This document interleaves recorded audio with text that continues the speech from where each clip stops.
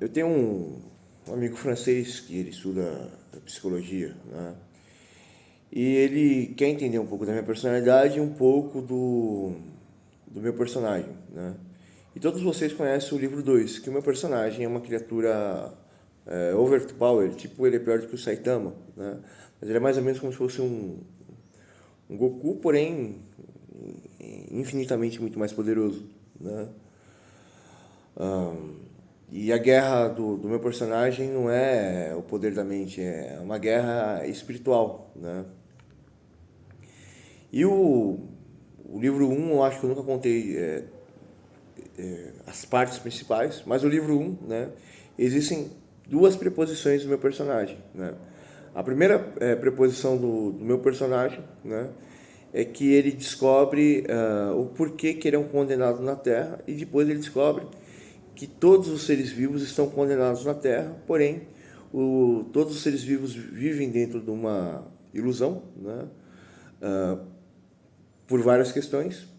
E o meu personagem ele nunca viveu dentro de uma ilusão porque ele sempre foi, além dele ser condenado aqui na Terra, todos os seres vivos o condenam, né?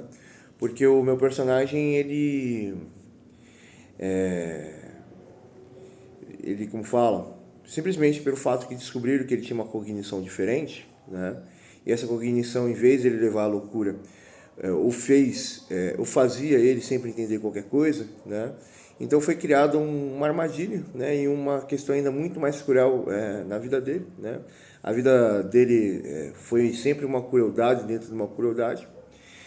E isso fez o meu personagem ser uma criatura que tinha muita vontade de viver e era uma criatura totalmente possuída pelo desejo da destruição, né?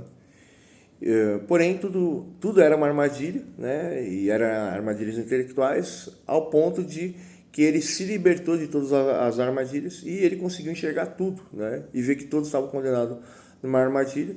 E tanto o trauma dele e a cartaz do trauma dele, o início do trauma e o final do trauma dele, fizeram com né, que ele buscasse, né, a perfeição na Terra, que ele buscasse o porquê da inevitabilidade essencial dele e de todos os seres humanos na Terra e de todos os outros seres. Fez com que ele, como fala, buscasse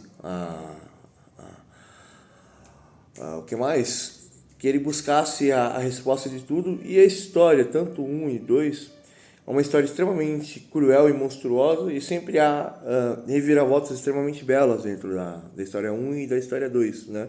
Porém, a história um só pode ser contada depois da história 2, né? Para criar um choque, porque o livro 2 é uma criatura que você fica se questionando o que é aquilo, né? E ele é uma criatura totalmente desumanizada e monstruosa, e todas as pessoas têm ódio, têm nojo dele, tanto que eu acredito que jamais um filme seria agraciado tirando a parte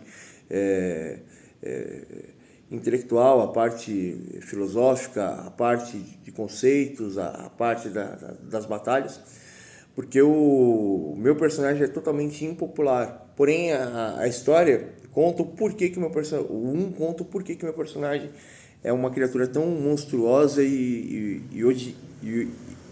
todos só sentem ódio dele, né?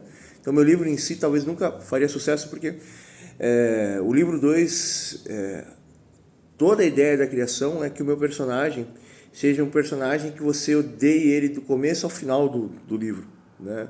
É um personagem extremamente impiedoso e cruel. Da mesma forma que ele é overpower, ele é a própria personificação da crueldade, né? E ainda eu crio uma distorção, né, sempre para criar o lado de que o meu personagem ele é puramente mal, né? Porém, a primeira história conta o porquê que ele se tornou essa criatura, né? Ele era uma criatura condenada na Terra, sempre foi condenado, né? A história da condenação dele é ainda muito mais brisante. Eu fiquei até triste quando eu vi lá o último filme do Batman lá. Não aquele Batman, do outro Batman, sobre uma criança criada dentro de uma prisão. O meu personagem é mais ou menos uma criança criada dentro de uma prisão e condenada por todos, né? E quando o meu personagem ele alcança o ápice da vingança dele, né? Ele alcança o ápice do arrependimento dele, né, na história 1, né? Então, o que acontece? O meu personagem em si, né, ele se diz o Deus da destruição, né? O profeta da destruição é por causa do Deus da destruição.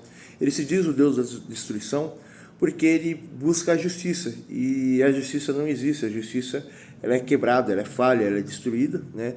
É impossível haver justiça.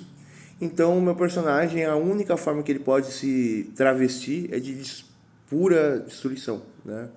Existencial. E é uma, como fala, é uma história que é extremamente conflitante, é uma história que ela aborda para todos os lados, e a única intenção do meu livro é que a pessoa saia chocado depois de terminar as duas histórias e se sinta totalmente frustrado e incapaz, né, de tomar uma escolha por sentir uma culpa infinita, né? Porque eu tento construir que todas as pessoas sintam ódio do meu personagem e depois que as pessoas sintam pena do meu personagem e depois as pessoas se sintam, como fala, se perguntando por que meu personagem ele escolheu ser uma criatura amaldiçoada, né? E como fala, só bate de tristeza. E da mesma forma que o meu personagem ele viveu uma armadilha infinita dentro da história, e quando ele descobriu a armadilha ele já não estava mais na armadilha, ele já não era mais vítima, mas sim um monstro, né?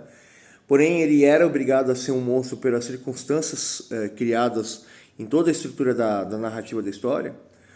Eu faço com que todas as pessoas que lessem o meu livro ou que vissem o filme do meu livro, né, porque um dos meus maiores sonhos é que o meu livro se tornasse um filme, é que a pessoa termine de ler e fique a segunda história totalmente atormentado, e a primeira história as pessoas que são mais sensíveis, a minha ideia é fazer a pessoa chorar do começo ao final da história do meu livro, né? Então, Leonardo, o meu personagem ele é um monstro, sim, porém a grande questão é que ele tem uma fé inabalável, né? E por causa dessa fé inabalável ele faz coisas horríveis, né? E porém essa fé não é mentirosa, é uma fé verdadeira, né? Por causa das questões atrás dessa fé, né? Então falei para vocês, pessoal.